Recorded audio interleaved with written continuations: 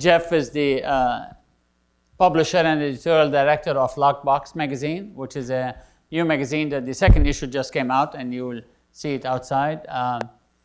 And as soon as Jeff mics up, I'll ask him my first question.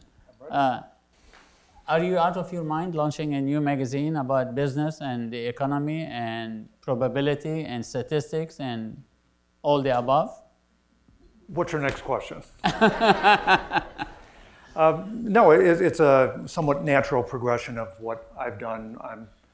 I have in my opinion, the advantage of not coming from journalism. I went to Northwestern, but I was not part of the great journalism school there, even though I've spoken there on occasion since. And my background is in finance and investments and early stage companies and investment product development. And what it gives me is the unique advantage of understanding our audience extremely well, our target audience, and the subject matter, which I know extremely well. And then having been involved as a mentor and advisor to maybe 20 early stage companies and working at Techstars and working with incubators of young early stage companies, that kind of early stage attitude of starting a business is something that really motivates me. So I enjoyed stepping into the publisher and editorial director role of a print publication. And you know, it's a natural progression of my subject matter expertise and my business expertise. So what type of rules and regulations did you follow to make this switch from a business person to a publisher and editor? The first rule was that there were no rules, and that's really, I think, again, part of the advantage of what we have. We came and looked at print as a new opportunity in a lot of ways. When I acquired a company, a print publishing company, about 4 years ago, my intent was to retire that print magazine promptly. But after about 4 or 5 months of owning it, I realized how naive that was. And I came in with that kind of print is dead, knee-jerk mindset that was really uneducated. And after seeing how engaged our audience was and how attractive the demographic was from an advertising perspective, we decided to double down instead. And we took a 10-month, saddle-stitched, flimsy production value, 48-page magazine into a monthly, perfect bind, 84-page magazine with newsstand distribution, and went from B2B to B2C. And it worked. It worked in a lot of different ways. And as a result of that experiment, which had its challenges as well, we recently decided to partner with an audience, with a financial services company that would give us access to a much larger audience and then continue our evolution. So print is an interesting vehicle. I don't agree with something I heard earlier today that it's a cycle. It isn't. You know, we're moving in different directions. We're working right now on our artificial intelligence issue, and I've been speaking with some of the brightest minds in artificial intelligence and deep machine learning. And you know, the direction of technology over the next 5 to 10 years is going to be so breathtaking that you can't have a naive thought that print is going to return to its glory days in the same way that vinyl is coming back. Because vinyl might be coming back, but it's not going to be what it once was. And neither is print, but it doesn't mean it doesn't have a role. We just recalibrated what our audience expects from print, and we really turned it into the distinction between a lean-in form of media and a lean-back media. And we realized that we can't be in the news business and be in print, but we can be highly predictive in forecasting, so forward-looking. We can be highly educational, and we can do deep dives into specific areas like cryptocurrencies or healthcare or big media or artificial intelligence, and we can be provocative. And those are our 4 content rules, and we stay away from news. We have to pivot all the time. In fact, we made the mistake of, we're working a deadline right now, and we were going to have a cover that basically made the point that the market is going to reach new highs soon. Well, it happened yesterday. So that was a bad idea. Another reminder, you can't be in the news business and be in print. So we had to pivot. In the same way I had to pivot from the presentation today because Stephen Orr did a much better job than I ever was going to do when he took all my points. And I thought these were my discoveries, these things that I learned, that there is no line between sales and editorial and the other things that he talked about, which I firmly believe. But it's a lot more credible coming from Better Homes and Garden than from Luckbox magazine. So I said that let's do a fireside chat instead. Well, one of the things, and Linda last year actually told the entire audience, I mean, we made everybody promise that we will never use the words print is dead or print is not dead, because as Daniel said today also, it's like a rumor. And because we still have a lot of print, but the changing and the evolving, but as a brand, as a trusted brand in all its platforms, I mean, that's where we are seeing the growth taking place, whether it is the ESPN or whether it is Cosmopolitan or whether it's not necessarily just in the print edition, but in all the platforms. How are you going to do that with Luckbox? And can you tell us a little bit about that partnership that you have with Tasty Trade? Right.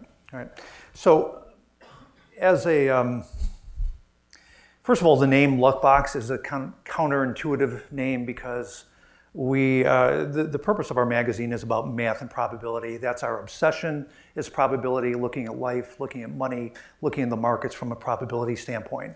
So everything we look at is based on probability. I look at this room, I see, 75, 80, 100 people in here, and it triggers an idea. Like, for example, there's something called the birthday paradox, which means I will bet right now $100, not knowing anybody's birthday in this room, that two people have the same birthday, even though there's less than 180 people in this room. So you would think that wouldn't make sense, but it's guaranteed that two people in this room have the same birthday, and it's called the birthday paradox.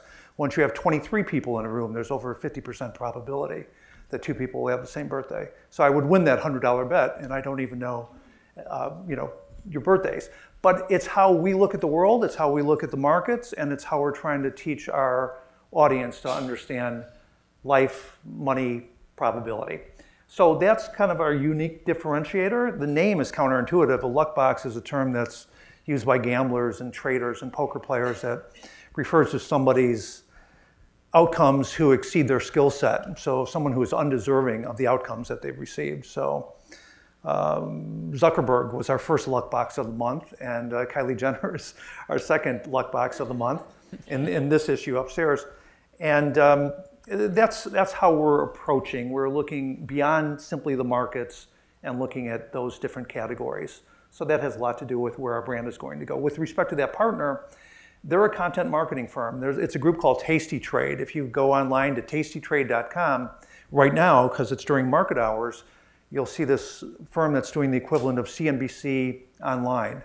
5 days a week, 8 hours a day of original online programming talking about the markets, taking calls, talking about real-time live strategies on how you can trade the money, the markets, based on what's happening right now. So not talking heads speaking from the clouds about general things, but speaking very specifically about what's happening on a minute-to-minute basis, not as an analyst, but actually saying how to take advantage of the opportunities.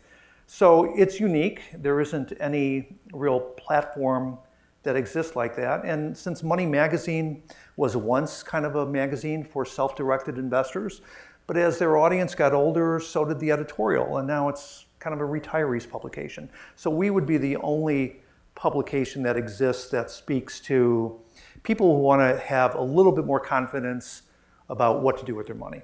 And I mean, I want to go back to a point because, again, the magazine was born from the womb of digital. Tasty Trade was nothing but digital. That's right. Now they have a print magazine.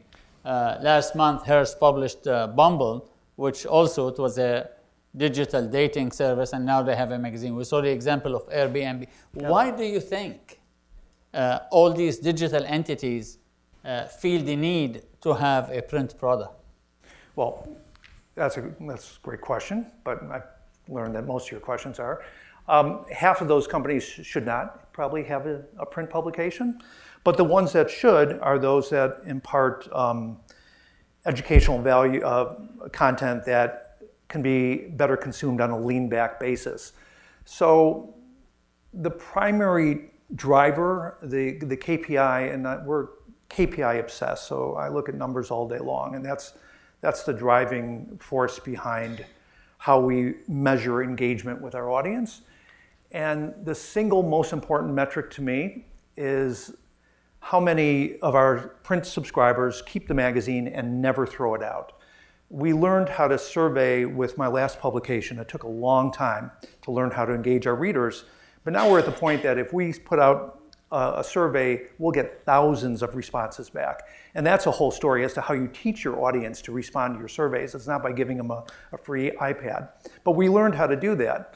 And the single most important metric that I follow, our KPI, is what percent of our audience will never throw out that magazine? And we reached 58%. That's a number we're really proud of. Never throw the magazine out. It's a part of their permanent library. And that's because it's the value of evergreen content. So we are, since you can't be in the news business, we either provide a deep dive like what Foreign Policy magazine might do, all about immigration or about the Israeli-Palestinian conflict. Those aren't our subject matters, but using that concept. Or highly educational material that is better consumed at your convenience in a chair with brain on paper, print on paper, to follow our previous speaker, as opposed to in a digital format where you're not going to retain as much of the specifics that you need to. So we're really driven by that type of metric. And that's why our content works or is well suited for print. And if you and I are having this conversation a year from now, the magazine it's in infancy, second issue just came out. What would you tell me after like 12 issues are out? What have you accomplished during that year? Well, our goal by this new partnership was to reach 100,000 subscribers in 6 months. We've done something very interesting as an experiment now too. We're giving digital away for free to everybody. And this month we start nationwide Barnes & Noble and Books A Million. So we have 900 newsstands from that. We do large distribution of print at financial, investment, entrepreneurial conferences, and we have paid print subscribers. Our digital subscribers at this point crossed 45,000, and we're just about to hit the third issue. And we're going to see how that experiment of giving digital away for free and charging for print, paid print subscribers works. We feel because of the investment we made in the magazine and the aspirational aspect that it has, that it's going to drive paid print subscribers. And so far we are seeing conversion metrics that are making that case already, that after a month of having the free digital issue, they want to buy the print. So we're using digital as our marketing and print for paid subscribers, but we're monetizing our advertising on the digital side. So to answer your question, a year from now, we should be exceeding 100,000, that's for certain. And hopefully we've engaged our audience on one or two different kind of advocacy platforms. That's something that we're interested in too. I thought Stephen did a tremendous job. It was very validating for some of the things that I personally believe in. And including standing for something. Now, he got tossed salads and backyard barbecues, but we're determined that our audience might become the lusty rooters for increased regulation of Facebook, Amazon, and Google. That's kind of what we're focused on right now, is an advocacy position along the lines of having more regulation for these companies that are using our data and should be perhaps treated like public utilities. So an advocacy platform would be something that should be well established by then. Well, one of the things, and this is mainly the gambler in me, not the Mr. Magazine or the professor. I always laugh when I pick up those books like How to Win in Blackjack or How to Win in Poker, and I always say, like, if you really know how to win, you'll probably spending your time playing poker and making all the money rather than writing a book about it. Right. How do you win in the market? What are the probabilities that if I read your magazine, follow the advice, I will retire like in 6 months a multimillionaire? Or? Well, first of all, lower your expectations. That would be the first answer, because it's just not that easy, and that's what we're very honest about. We're reoccurring section called Fake Financial News, where we target those charlatans that go and try to sell those type of returns. And there's a company that does $1 billion in annual revenues selling newspapers or newsletters based on fear and greed. I had a conversation with a gentleman last night about that company. Don't need to mention them, but that's not what we do. We sell the reality of the market, and it's a slow and steady drive. And then more importantly, we, on a daily basis, we're actually showing people how, with published results, of achieving returns that beat the markets, but on a much more consistent and conservative basis. With respects to poker or gambling, we have a monthly column by the poker player, the WPT Poker Player of the Year from 2014, who does exactly that, who makes a professional living playing poker and also educates our readers about the probability aspects of how to manage pot size, how to make wagers. And there's a lot of intersections between speculation, gambling, and investing, and we try to segment that content accordingly. You have both titles, the publisher and the editorial director. And as I asked Rachel, I mean, since half of our students, not even half, I mean, since 90% of our students are integrated marketing and communications and 10% are journalism, what advice can you give them? I mean, how do you manage that church and state? I know, like, your eyes were like wide when Stephen said there's no walls anymore. How do you manage that?